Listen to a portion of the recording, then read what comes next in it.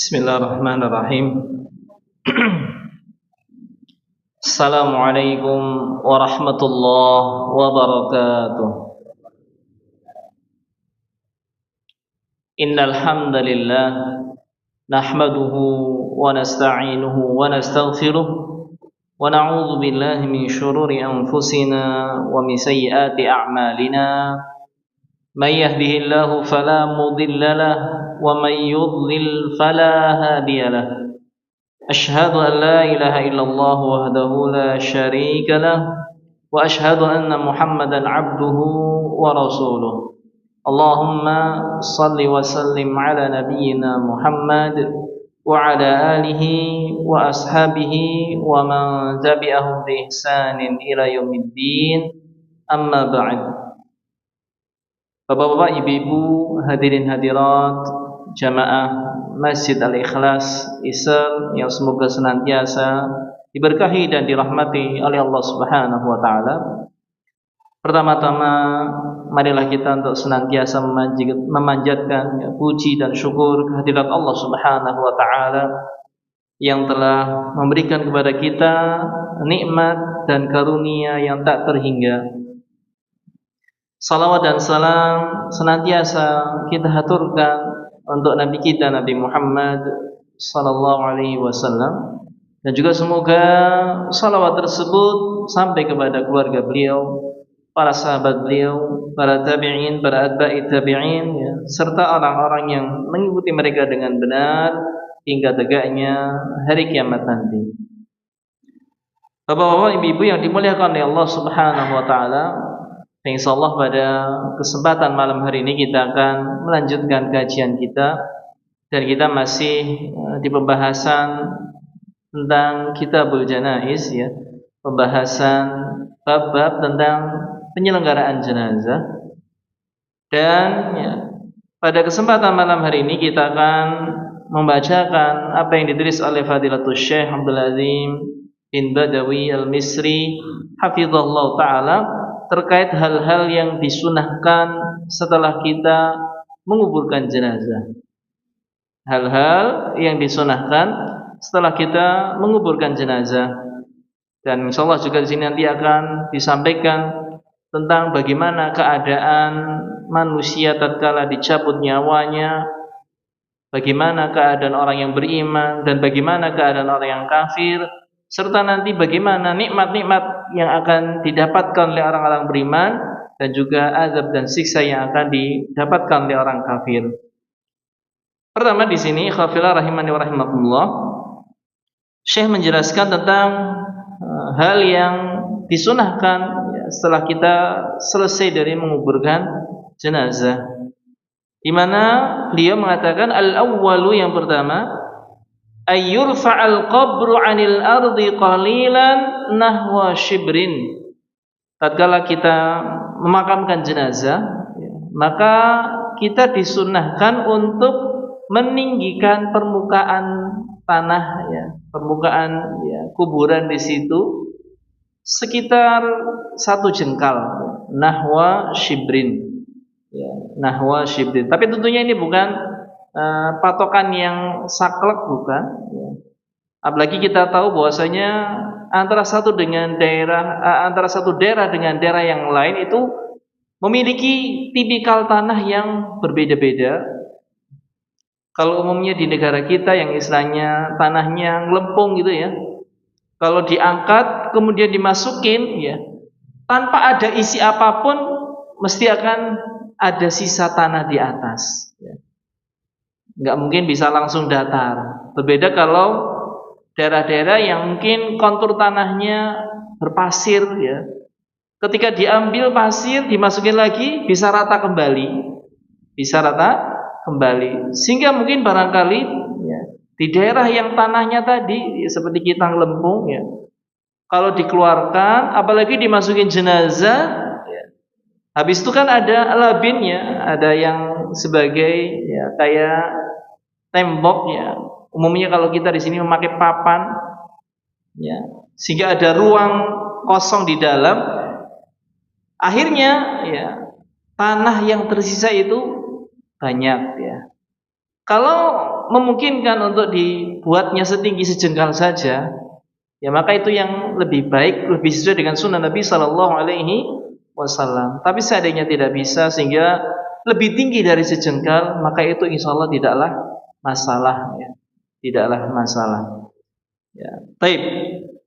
Syekh di sini menyebutkan juga wala yusawwa bil ardi, jangan ya permukaan kuburan itu diratakan dengan permukaan tanah sekitarnya. Kuburan itu hendaknya ditinggikan tadi sejengkal ya, ditinggikan sejengkal. Wa dzalika liyatamayyaza fayusana wala yuhan. Tujuannya kata penulis hafizullah taala adalah agar itu dikenal sebagai kuburan ya. Sehingga dijaga, karena memang ada adab-adab yang insyaallah nanti ada penjelasan terkait tentang adab-adab ya, terhadap kuburan ya, di antaranya tidak boleh kita berdiri di atasnya, kita tidak boleh duduk di atasnya. Kalau rata kadang-kadang bisa jadi orang nggak tahu ya, apalagi barangkali yang ya, tengernya bahasa kita di sini ya sudah rapuh, sudah hilang barangkali karena terbuat dari kayu. Ya.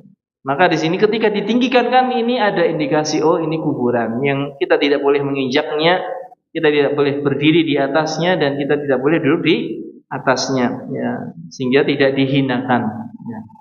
Li hadis Jabir radhiyallahu anhuma ya. Hal ini berdasarkan sebuah hadis yang diriwayatkan dari sahabat Jabir bin Abdullah, semoga Allah Subhanahu wa taala senantiasa meridhai keduanya. Anna Nabiyya sallallahu alaihi wasallam ulhida lahu lahdun. Bahwasanya Nabi sallallahu alaihi wasallam ketika meninggal dunia itu dibuatkan lahat ya bentuknya ya. Wa nusiba alaihi labin nasban ya, dan juga dibikinkan ya batu bata yang digunakan untuk menutup lahat tersebut. Wa rufi'a qabruhu minal ardi nahwan min shibrin, dan ya makam beliau, kuburan beliau ditinggikan tanahnya, dibikin gundukan sekitar 1 jengkal ya, sekitar 1 jengkal. Dan ini sangat memungkinkan kalau di daerah ya, Timur Tengah sana ya, Mekah, Madinah itu sangat mudah ya. Makanya kalau kita lihat ya misalnya pergi ke sana, nah, kuburan di sana hampir rata modelnya, tingginya pun sama dan nggak ada tanah yang dibuang dari situ, ya. Ditaruh di situ. Sedangkan kalau di negeri kita misalnya mau buat sejengkal saja, maka harus membuang tanah. Dan apalagi ternyata kalau lambat laun nyusut, ya, bisa jadi akhirnya ambles biasanya ya. Ketika tidak ada tadi tanah yang di atasnya yang tadi dibuang, ketika sudah ambles, nyusut, ya akhirnya ambles. Jadi kadang-kadang ada kuburan yang malah cekung ke bawah, ya, karena tanahnya ambles dan mungkin ketika itu tidak ditaruh di atas semuanya, malah misalnya dibuang kemana, dipindahkan kemana, karena tadi misalnya hanya sejengkal saja. Ini kadang-kadang juga perlu ya kita melihat kondisi, ya, perlu melihat kondisi dan kontur tanah dari tempat tinggal kita masing-masing. Sehingga barangkali umumnya kita di Indonesia ya tanahnya itu ketika dibikin gundukan itu lebih dari sejengkal, maka ini insya Allah tidak masalah, tidak masalah. Ini tidak termasuk sesuatu yang menyalahi syariat, ya. Karena memang kontur tanahnya kita seperti itu. Kalau misalnya dibikinkan sejengkal saja lalu yang sebagiannya dibuang, khawatirnya nanti lambat laun malah nanti ambles dan tidak ada tanah yang bisa untuk menutupnya di atas, ya, sehingga tidak masalah misalnya lebih tinggi dari satu jengkal, tapi yang lebih utama ya adalah sejengkal sebagaimana Nabi SAW kuburannya, makamnya yaitu ditinggikan satu jengkal. Ini hadis yang sanadnya hasan. Ini yang pertama. Ya, kuburannya, tanahnya dibikin gundukan, ya, kurang lebih sejengkal. Adapun kalau lebih sedikit itu tidak masalah, tidak masalah. Kemudian yang berikutnya, ya ikhwafillah rahimani wa rahimakumullah,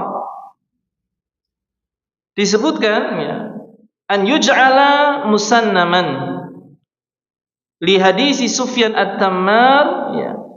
Qal ra'aitu qabran Nabi sallallahu alaihi wasallam musannaman. Yang kedua, dijadikan kuburan Nabi sallallahu alaihi wasallam itu ya tadi lebih tinggi, ya.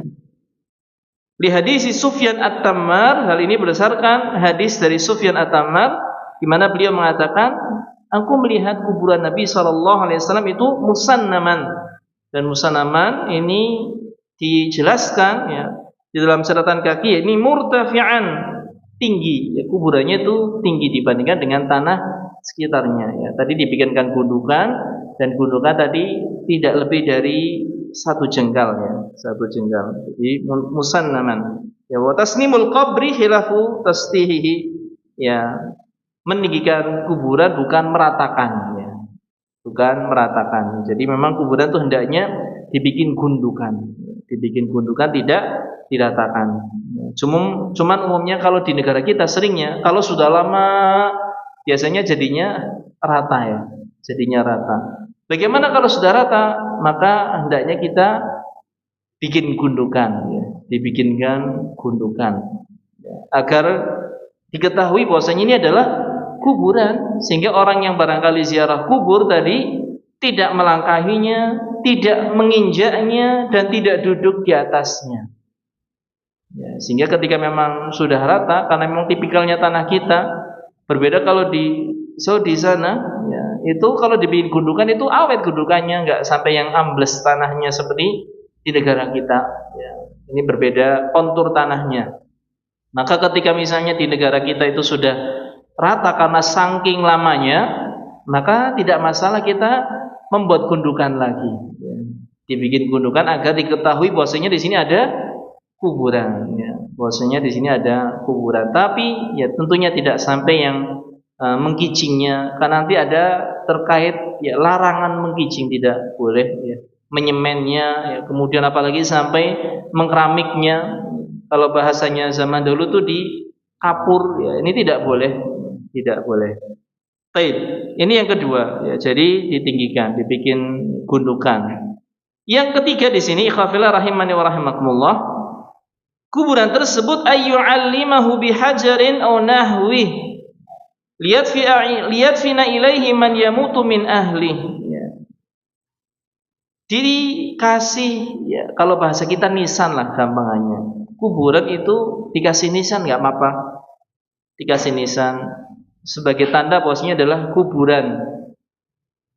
Tetapi jangan sampai ditulis, karena ada larangan untuk menulis kuburan. Jadi cukup batu nisan saja yang istilahnya diketahui ini adalah kuburan dari fulan, sehingga nanti kalau ada keluarganya yang meninggal itu bisa dikuburkan dekat dengan, ya, jenazah yang sebelumnya. Jadi tidak masalah di sini misalnya adatnya negara kita yang misalnya kuburan biasanya kalau satu keluarga itu satu komplek di situ, misalnya deket-deketan di situ dikuburkannya. Ini tidak masalah, boleh-boleh saja.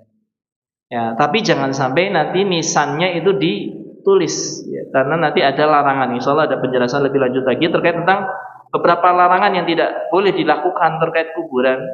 Di antaranya tadi tidak boleh ditulisi. tidak boleh ditulisi.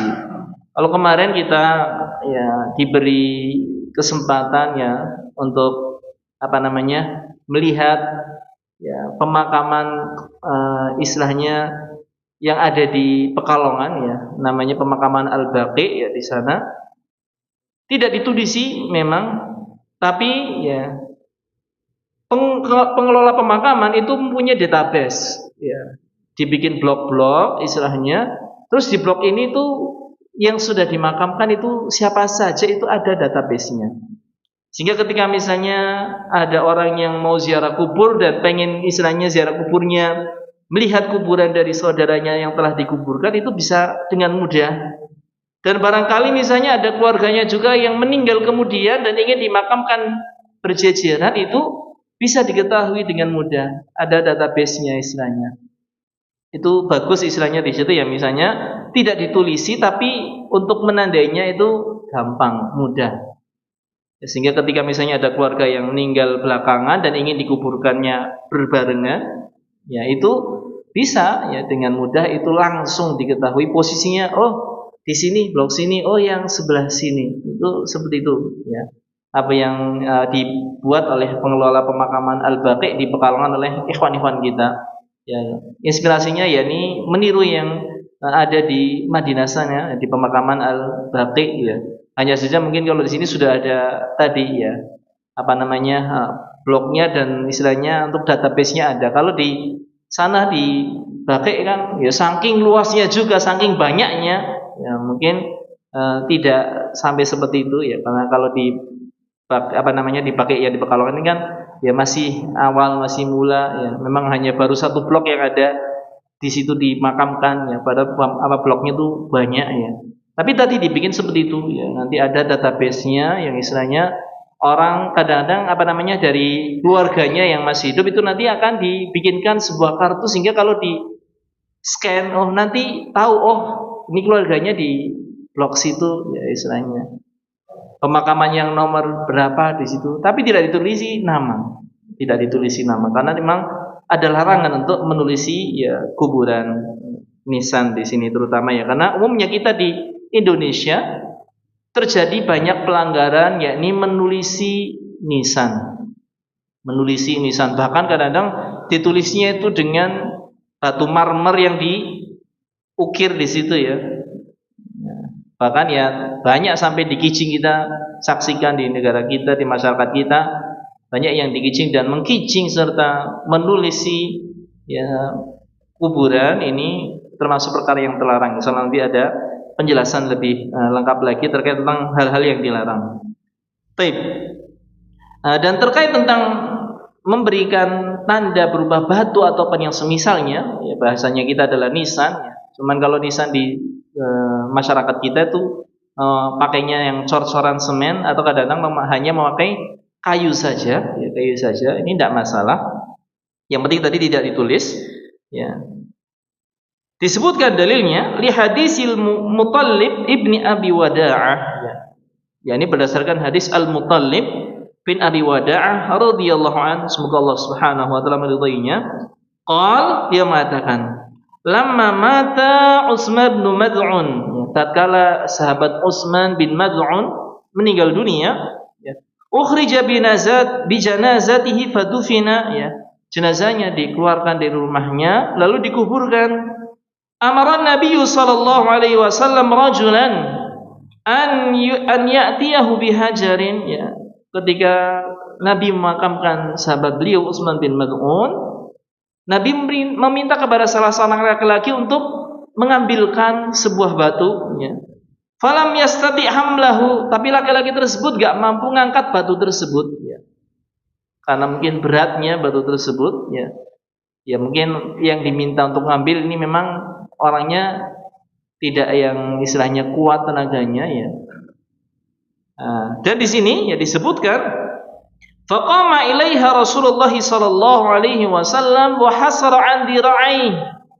Maka Nabi sallallahu alaihi wasallam pun berdiri ketika itu, ya, yang awalnya ya, jongkok ataupun duduk di situ kemudian berdiri, ya. Ketika orang yang diminta untuk membawa batu itu tidak mampu membawa batunya, Nabi berdiri dan Nabi menyingsingkan lengan bajunya, ya. Wa hasara an dira'aihi. Qala Al-Muttalib, ya. Dan Al-Muttalib di sini mengatakan, qala alladhi yukhbiruni an Rasulillah sallallahu alaihi wasallam ka'anni anzuru ila bayadhi dira'aihi Rasulillah sallallahu alaihi wasallam hina hasara anha. Disebutkan ya oleh Al-Muttalib bahwasanya ya, ada orang yang mengatakan, mengabarkan kepadanya tentang apa yang dilakukan oleh Nabi sallallahu alaihi wasallam, di mana Nabi menyisingkan lengan bajunya. Ketika menyisingkan lengan bajunya itu sampai kelihatan putihnya ketiak Nabi sallallahu alaihi wasallam, ya. Berarti saking sungguh-sungguhnya Nabi sallallahu alaihi wasallam ketika mau mengangkat, ya, disisingkan lengan bajunya sampai kelihatan putih ketiak Nabi sallallahu alaihi wasallam, ya. Sehingga Nabi kemudian mengangkat batu tersebut, ya. Summa hamalaha wa wada'aha inda ra'sih. Lalu Nabi mengangkatnya dan meletakkannya di posisi kepala dari sahabat Utsman bin Mad'un, diletakkan di kepala. Waqal, lalu Nabi sallallahu alaihi wasallam mengatakan, ata'alamu biha qabra ahi, ya, aku mengetahui dengannya kuburan saudaraku. Watfinu ilaihi man mata min ahli, dan aku akan kuburkan di sisinya orang-orang yang meninggal dari keluarganya. Ya, jadi Nabi meminta batu diletakkan di kuburannya Utsman bin Mad'un, dan kalau dari apa yang diriwayatkan, ya, bahwasanya ngasih tanda itu cuma satu saja di kepala, adapun di sisi kaki tidak dikasih tanda, hanya di kepala saja. Tapi seandainya dikasih di kepala dan juga di kaki, ini juga tidak masalah, apalagi ini lebih jaga nih agar kita tidak menginjak kuburan, tidak duduk di atas kuburan, tidak masalah. Ya, tapi Nabi SAW itu hanya ngasih tandanya di kepala saja dengan satu batu, ya, dengan satu batu. Ini hadis yang derajatnya hasan. Ya.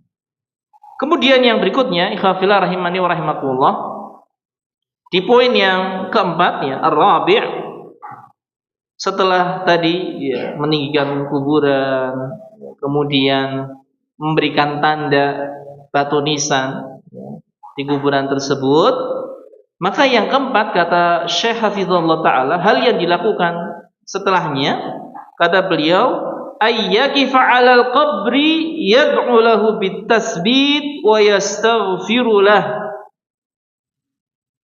Nabi SAW itu berdiri di sisi kuburan, kemudian mendoakan untuk jenazah tersebut doa at-tasbit, doa agar si mayit ini diberi kekokohan untuk menjawab pertanyaan dua malaikat. Ya, karena setiap orang yang meninggal dunia itu pasti akan ditemui oleh malaikat Munkar dan Nakir dan ditanyakan, ya, tentang siapa Rabbmu, tentang siapa, ya, orang yang diutus kepadamu, dan juga tentang apa agamamu. Pertanyaan yang kalau kita orang-orang yang hidup di dunia itu mungkin istilahnya ini kayak pertanyaannya anak TK, gampang dijawab. Tapi ketahuilah ikhwafillah rahimani rahimakumullah, bahwasanya kita tatkala itu, ya, menjawab itu sesuai dengan kondisi amal kita ketika di dunia. Ketika amal kebaikan kita banyak, ketaatan kita baik, ya, ketakwaan kita tinggi, maka kita akan mudah untuk menjawabnya. Namun kalau iman kita lemah, apalagi banyak dosa yang kita lakukan, maka akan sulit menjawabnya. Apalagi kalau dia itu adalah orang-orang kafir, maka mulutnya terkunci, nggak bisa menjawab apapun, ya, hanya sekedar ha saja istilahnya. Nanti insyaallah ada hadis yang menjelaskan tentang keadaan tersebut, ya. Sehingga, ya, pelajaran yang kita bisa ambil adalah hendaknya kita menjadi seorang muslim yang baik keislamannya, banyak amal salehnya, sehingga Allah mudahkan kita untuk bisa menjawab pertanyaan-pertanyaan tersebut. Dan kita juga hendaknya memperbanyak teman-teman yang saleh, teman-teman yang baik, taat, agar nanti kita banyak didoakan. Tatkala kita berada di kuburan, kita dibantu bisa menjawab pertanyaan tersebut dengan doa dari saudara-saudara kita yang masih hidup. Karena kita yang masih hidup ketika menghadiri pemakaman ada perintah dari Nabi kita Nabi Muhammad SAW untuk banyak-banyak mendoakan at-tasbit, ketetapan, agar bisa mudah menjawab pertanyaan dua malaikat Munkar dan Nakir. Wa yastaghfirulah, dan mendoakan ampunan untuknya. Mendoakan ampunan untuknya. Jadi kita mendoakan ampunan dan juga ketetapannya. Allahumma ighfir lahu, Allahumma tsabbithu. Ya Allah, ampunilah dia, ya Allah tetapkanlah dia. Bisa menjawab pertanyaan dua malaikat. Baik. Kemudian disebutkan wa ya'murul hadirina bidzalik, dan hendaknya kita itu memerintahkan orang-orang yang hadir untuk melakukan hal tersebut pula, mendoakan ketetapan dan mendoakan ampunan. Mendoakan ketetapan, mendoakan ampunan. Hal ini ikhwafillah rahimana wa rahimakumullah didasari sebuah hadis yang diriwayatkan dari sahabat Utsman bin Affan radhiyallahu anhu, di mana beliau mengatakan, kana Nabi sallallahu alaihi wasallam idza faragha min dafnil mayyit waqafa alaihi. Dahulu Nabi sallallahu alaihi wasallam tatkala telah selesai memakamkan mayit, jenazah, maka beliau berdiri di sisi kuburan. Berdiri di sisi kuburan. Faqala, lalu beliau mengatakan, istaghfiru li ahikum, mintakanlah ampun untuk saudara kalian. Wasalulahu tasbit, dan mintakanlah untuknya ketetapan, keteguhan.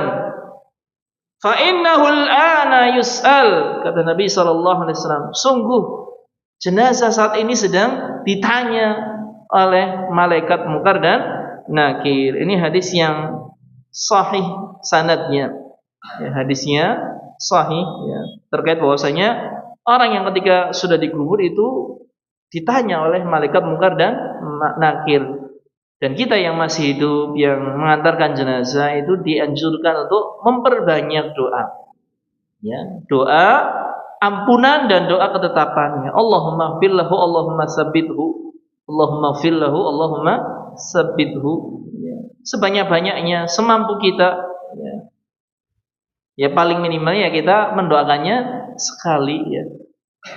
Dan tentunya bilangan yang disukai itu adalah bilangan yang ganjil. Bilangan yang ganjil, kalau kita misalnya mengulang-ulang doa, perbanyak doa, dan kita mau menghitungnya, maka hitunglah dengan bilangan yang ganjil. Karena bilangan yang ganjil itu sesuatu yang disukai oleh Allah Subhanahu wa taala. Innallaha witrun yuhibbul witra. Sungguhnya Allah Subhanahu wa taala itu ganjil, esa, tunggal, dan Allah menyukai bilangan yang ganjil. Innallaha witrun yuhibbul witra. Ini diantara dalil umum yang melandasi bahwasanya ketika sesuatu kita bisa lakukan berulang-ulang, maka pilihlah bilangan yang ganjil.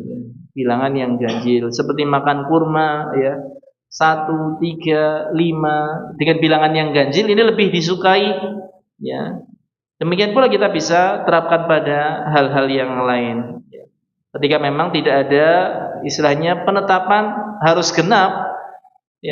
Berbeda kalau misalnya salat sunnah, apalagi salat sunnahnya mutlak sifatnya, maka tentu kita tidak bisa memilih yang ganjil karena salat sunnah yang mutlak apalagi ataupun yang selainnya itu kan dikerjakan dengan genap 2, kecuali salat witir yang memang jelas-jelas namanya juga salat witir, dan itu hanya bisa dikerjakan di malam hari. Setelah kita melaksanakan salat isya, ada sunnah untuk kita melaksanakan witir, minimalnya adalah 1 rakaat. Kalau kita mau menambah, maka menambahnya dengan bilangan ganjil 3, 5, 7, 9, 11, 13. Walaupun ada perbedaan pendapat di kalangan ulama terkait tentang batas istilahnya jumlah maksimal. Ada yang batasi hanya 11 saja, 13 saja. Adapun kalau lebih maka ini tidak termasuk sunnah. Ini perselisihan yang panjang.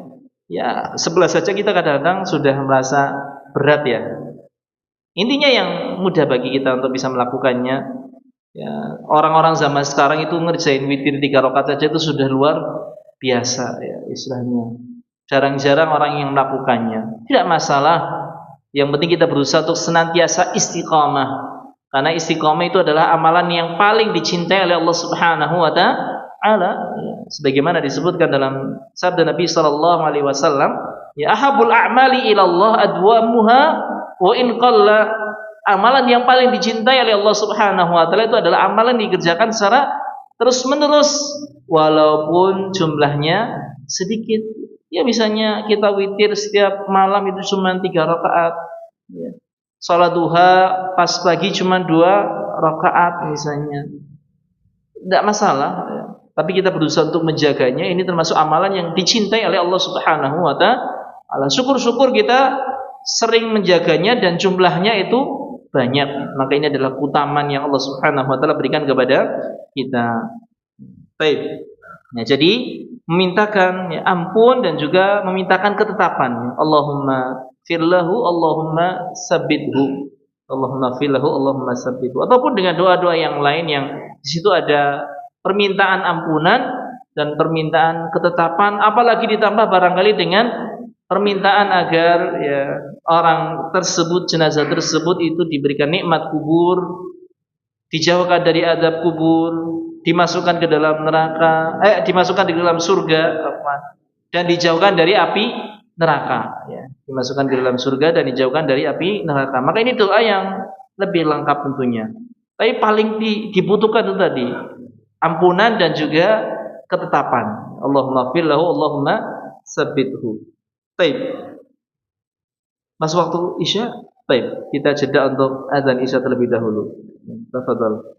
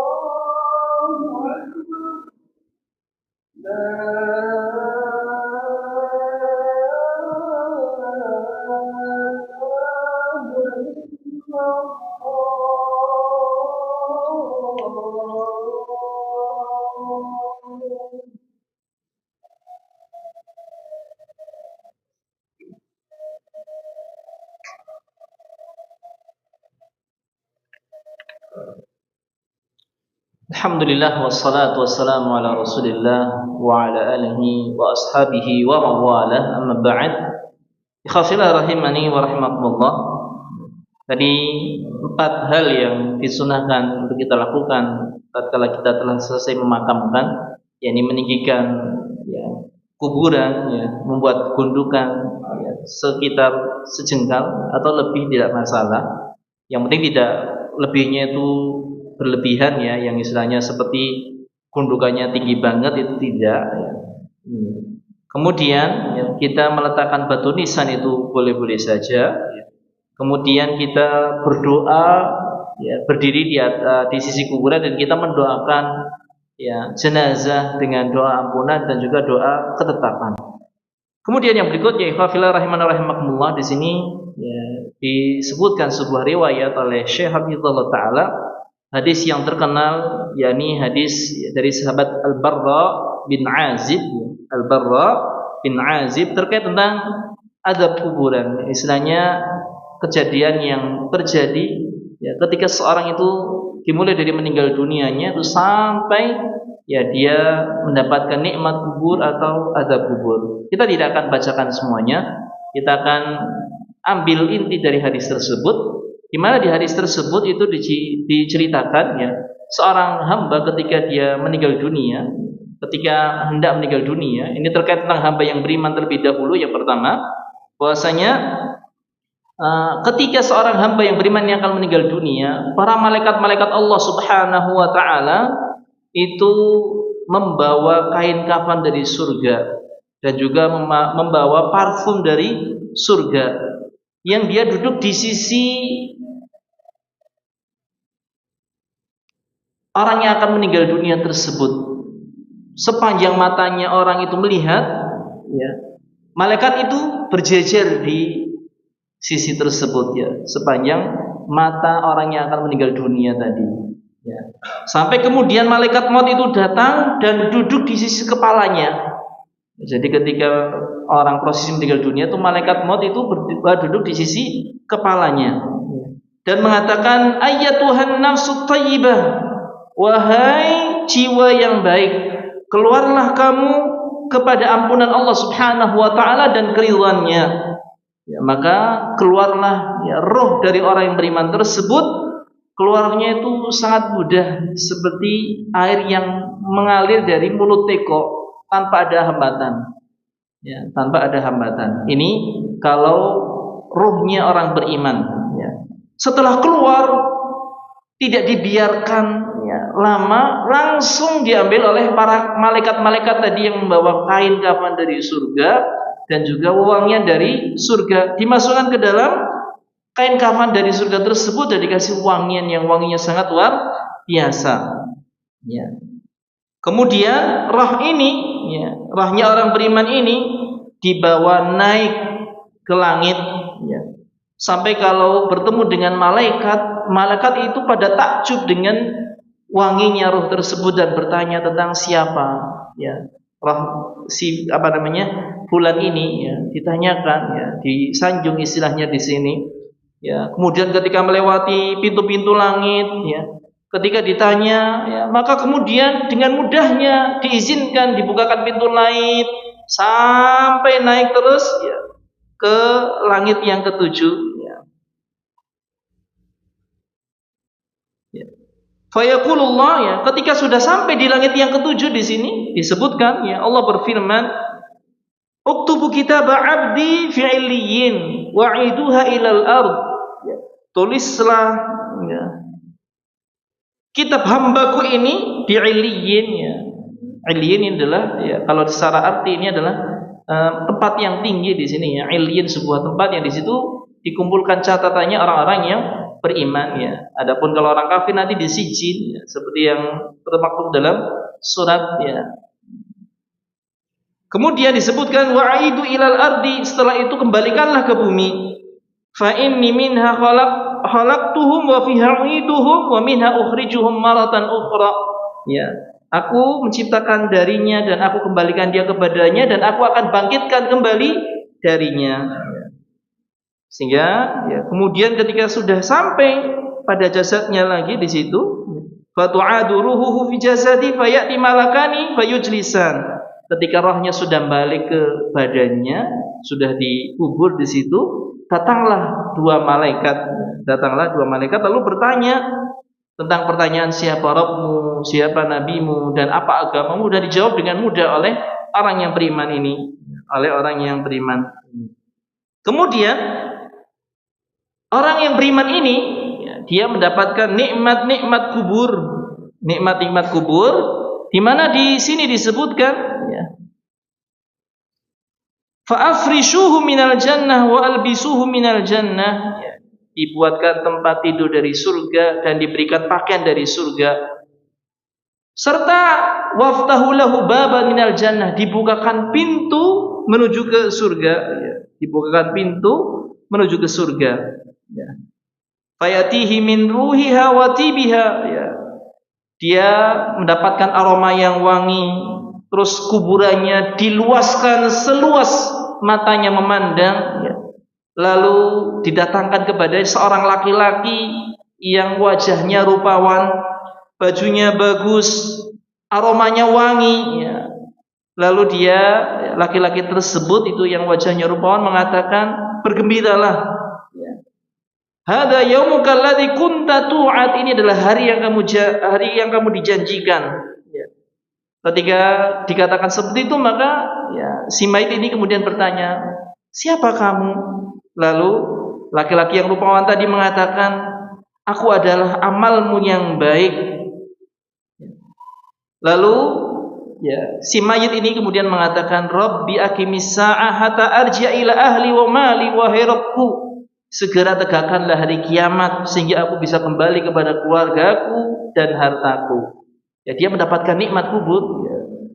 Tadi dipakaikan pakaian dari surga, ya, dia dibukakan pintu ke surga, kuburannya luas seluas mata dia memandang, dia mendapatkan aroma yang wangi, ya. Kemudian ditemani oleh laki-laki yang wajahnya rupawan, aromanya wangi, ya, menyenangkan, ya. Dia ditemani, ya, sampai nanti tegaknya hari kiamat. Ini keadaan orang yang beriman. Adapun orang kafir, ya, Nabi SAW menyebutkan bahwasanya seorang kafir ketika hendak meninggal dunia, ya, maka turun kepadanya malaikat-malaikat yang wajahnya hitam, pengis, ya. Lalu ya, malaikat maut itu duduk di sisi kepalanya. Lalu malaikat maut mengatakan, ayyatuhan nafsul khabisah, wahai jiwa yang kotor, keluarlah kepada kemurkaan dari Allah Subhanahu wa taala. Fatafarraqa fi jasadi fayantazi'uha kama yuntaza'us safuda minas suf. Ya, dijelaskan keluarnya roh orang kafir itu menyakitkan, seperti menyakitkannya, ya, istilahnya kalau kita sebutkan, ya, seperti kail yang dimasukkan ke dalam, ya, wol, ketika ditarik itu kan sulit, ya, menyakitkannya di situ, ya, menyakitkan di situ. Apalagi wolnya dalam keadaan basah, sulit dan menyakitkan, ya. Jadi rohnya keluar tuh menyakitkan orang tersebut, ya, orang kafir tersebut. Setelah keluar pun maka langsung diambil oleh malaikat-malaikat tadi, ya, yang membawa kain dan juga wewangian yang busuk, ya, dimasukkan ke dalam kain kafan tersebut yang aromanya busuk, lalu dibawa naik ke langit. Tidaklah melewati malaikat, melainkan malaikat-malaikat ini mengatakan, ruh siapa yang buruk ini? Lalu disebutkan fulan bin fulan dengan namanya yang paling buruk, sampai mau masuk, melewati pintu langit dunia, ya, pintu langit yang pertama. Ketika minta izin ditolak, ya, ditolak, tidak dibukakan pintu langit yang pertama. Fala yuftahlah, tidak dibukakan langit, ya. Kemudian, ya, disebutkan La tufattahu lahum abwabus sama wa la yadkhulunal jannah hatta yalijal jamalu fi sammil khiyat. Tidak dibukakan baginya pintu-pintu langit, ini orang-orang kafir, enggak bisa nembus sampai ke langit ketujuh, ya. Tidak dimasukkan ke dalam tidak dimasukkan ke dalam surga sampai ya unta masuk ke dalam jarum. Unta masuk ke dalam jarum kan suatu yang mustahil. Jadi orang kafir itu tidak akan mungkin masuk ke dalam surga, ya. Lalu Allah Subhanahu wa taala berfirman, "Uktubu kitabahu fi sijjin fil ardi sufla." Ya. Tulislah kitab amalan orang ini ya, di sijjin, di bumi yang paling rendah. Fatutrahu ruhuhu tarhan, dan rohnya kemudian dilemparkan ya, kembali ke dunia, ya, kembali kepada jasadnya. Fatu'adu ruhuhu fi jasadihi wa ya'tihi malakan, lalu didatangi dua malaikat ya, yang duduk ya. Fayaqulani lahu man rabbuk, ketika ditanya siapa Tuhanmu, maka orang tersebut hanya mengatakan la adri, ya. Ma dinuk, jawabannya sama, la adri, ya. Kemudian ketika ditanya ma hadzal rajul alladzi bu'itsa fikum, siapa laki-laki yang diutus kepada kalian ini, ya. Maka dia pun mengatakan la adri. Tiga pertanyaan yang mudah, anak TK itu bisa, tapi karena amalnya yang buruk, kekafirannya yang dia senantiasa lakukan di dunia, akhirnya menjadikan dia tidak bisa menjawab pertanyaan tersebut. Ya. Kemudian ya, setelah itu ya, disebutkan beberapa azab ya, yang ditimpa oleh orang tersebut ketika di kuburannya. Ya. Katanya disebutkan oleh Nabi Shallallahu Alaihi Wasallam di sini, fafrishu lahu minan nar, ya, waftahu lahu baban ilan nar.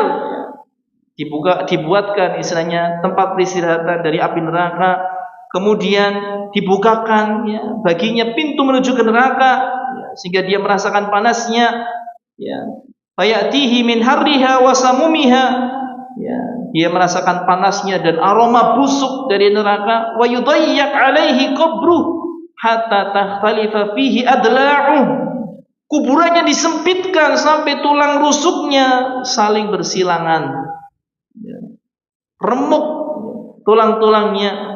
Wa ya'tihi rajulun qabihul wajhi, lalu datang kepadanya seorang laki-laki yang wajahnya buruk, ya, qabihus siyab, bajunya buruk, muntinur rih, baunya busuk. Fayaqul, lalu laki-laki yang buruk rupa tersebut mengatakan, absyir billadhi yasubuka, ya, terimalah kabar burukmu ini. Hadza yaumuka alladzi kunta tu'ad, ini adalah hari yang dijanjikan untukmu.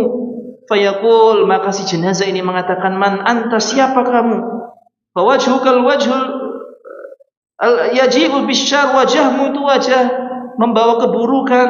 Fayaqul ana amalukal khabis, lalu ya, orang yang buruk rupa tadi ya, dia mengatakan, aku adalah amalmu yang buruk.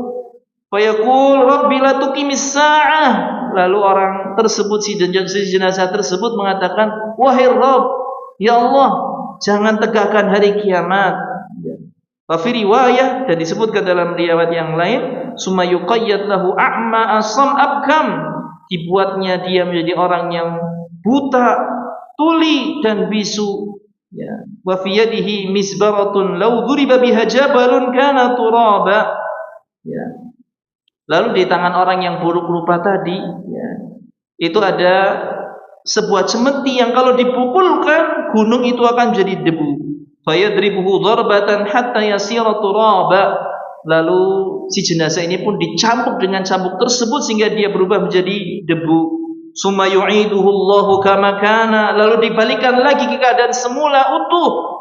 Fayadribuhu darbatan ukhra, dipukul lagi. Fayasihu sayhatan yasma'uhu kulla syai' illa thaqalan, lalu dia berteriak dengan sekencang-kencangnya sampai didengar oleh semua makhluk kecuali as-thaqalan, yakni jin dan manusia. Ini ngerinya orang kafir ketika di alam kuburnya ya, dia mendapatkan azab yang sangat pedih. Kita meminta perlindungan kepada Allah Subhanahu wa taala dari azab kubur, dan semoga Allah Subhanahu wa taala menjadikan kita orang-orang yang beriman yang husnul khatimah dan mendapatkan nikmat-nikmat kubur. Wallahu taala alam bisawab.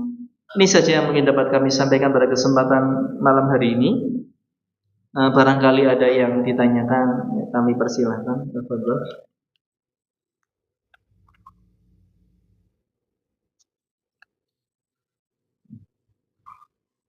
Monggo.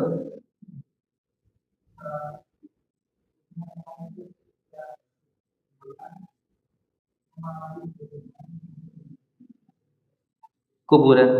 Nah, Masya Allah, barakallahu fikum. Ya, terkait tentang ya, sesuatu yang dilakukan di sini, ya, tapi sudah jarang. Ya. Tapi sebenarnya ini termasuk sunnah yang diperintahkan oleh Nabi Shallallahu Alaihi Wasallam. Bahwasanya ketika kita menghadiri pemakaman jenazah, kita orang-orang yang hadir itu disunahkan untuk mengambil ya, genggaman tanah sebanyak 3 kali lalu dimasukkan ke dalam lubang kubur dari saudara kita. Semua yang hadir itu melakukan hal tersebut. Ini ada sunnah.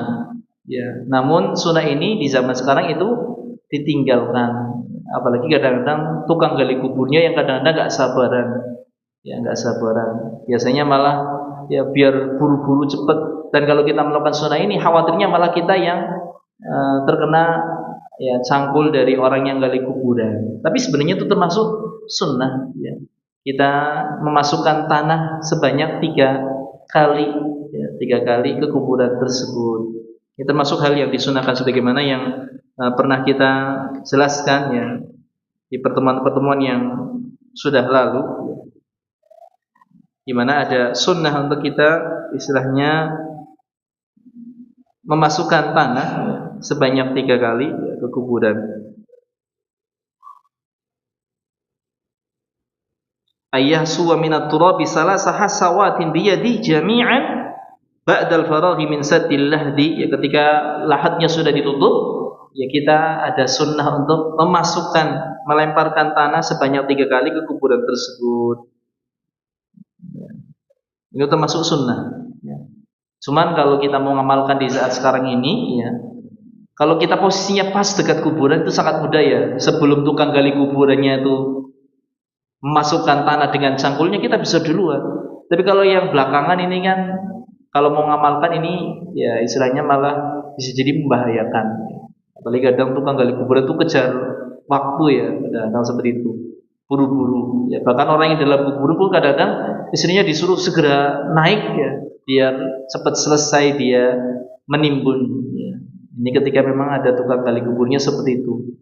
Kalau memang tukang kuburnya barangkali kita sama-sama orang yang paham sunnah, bisa diajak kompromi, maka lebih baik ya istilahnya biar orang yang hadir itu punya kesempatan untuk menaburkan tanah ke kuburan sebanyak 3 kali. Kalau sudah baru nanti sisanya dilakukan oleh tukang gali kubur. Ini kalau bisa dilepas seperti itu lebih baik. Wallahu ta'ala a'lam bishawab. Tapi seandainya tidak mungkin kan ya tidak masalah. Insya Allah tidak berdosa. Kalau bisa melakukan ini termasuk menghidupkan sunnah dan insya Allah berpahala. Wallahu ta'ala a'lam bishawab. Ada yang lain barangkali? Ya, silakan. Monggo.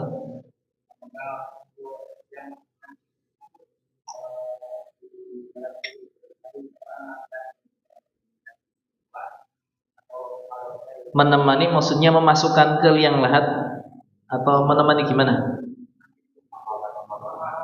Amalannya. Yeah. Kalau mayitnya perempuan yang nemani perempuan, apakah laki-laki gitu ya? Oh, masya Allah. Wallahu ta'ala a'lam.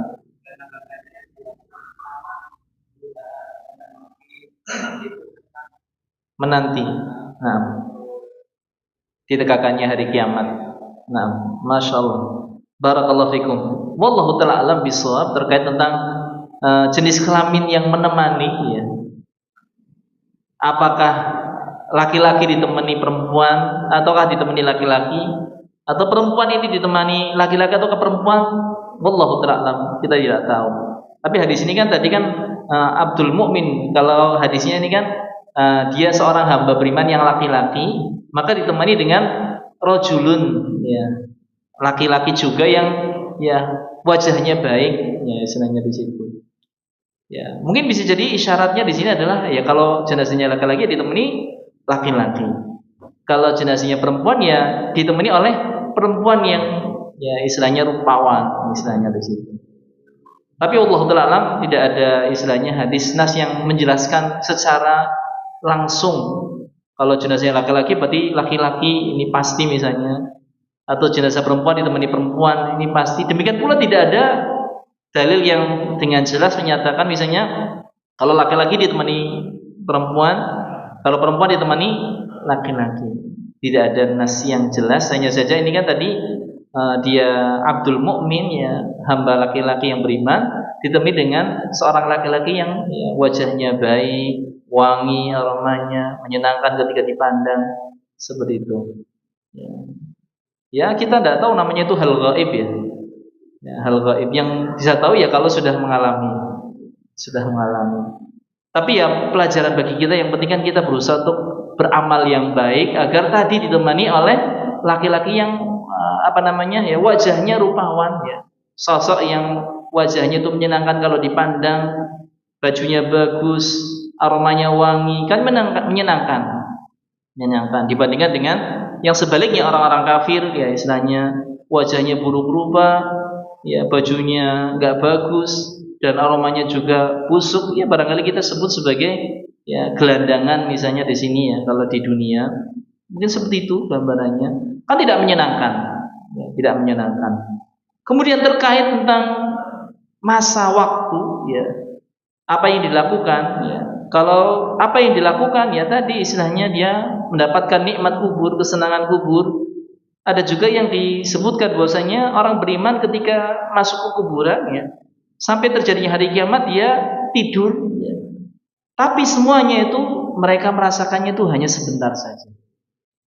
Sebentar saja. Karena nanti mereka akan mendapatkan nikmat yang lebih besar lagi ketika di surga ya. Jadi mereka tuh merasakan alam kubur walaupun yang meninggalnya sudah lama sekali ya, misalnya manusia pertama ya, Nabi Adam, kemudian anak keturunannya. Mereka orang-orang yang beriman ketika meninggal dunia walaupun lama, mereka merasakan alam kubur itu hanya sebentar ya. Tidak membosankan. Berbeda keadaannya kalau yang meninggal dunia adalah orang-orang kafir. Maka mereka merasakan alam kubur ini sangat lama sekali, tersiksa. Dan ketika sudah lepas dari siksaan kubur masuk ke alam akhirat pun mereka mendapatkan siksa yang lebih berat lagi. Siksa yang lebih berat lagi, sehingga rasanya mereka lama membosankan. Tapi kalau yang beriman akan terasa sebentar saja ya. Tadi karena namanya nikmat ya, kadang-kadang kita tuh ya kalau kita belajar saja di sekolah kadang-kadang ya, kita belajar dengan guru yang enak, menyenangkan, gampang dipahami penjelasannya. Biasanya kan loh kok tiba-tiba wis entek waktu nih, kadang-kadang seperti itu ya. Karena rasa nikmat. Padahal walaupun lamanya sama, kadang-kadang rasanya cuma sebentar. Dan itu yang dialami oleh orang-orang beriman. Apalagi kadang-kadang ada yang diceritakan orang beriman ini tidur di alam kuburnya, tidur, bangun-bangun tiba-tiba sudah hari kiamat, sudah dibangkitkan. Ya, wallahu ta'ala alam bishawab. Jadi seperti itu. Ya, terkait tentang apa yang dilakukan ya menikmati nikmat kubur ya. Nggak ada amal, nggak sholat, nggak ngaji ya, nggak ibadah apapun ya, tinggal panen istilahnya, mendapatkan nikmat kubur, kesenangan kubur ya. Bayangkan dia bisa melihat surga ya. Dibukakan pintu ke surga di situ ya, nikmat ya. Dia bisa menikmati padahal belum masuk ke surganya saja, tapi sudah mendapatkan cipratan nikmatnya, sehingga dia akan merasakan sebentar saja di alam kubur, tidak lama. Wallahu ta'ala a'lam bishawab. Itu ya. Ada yang lain barangkali?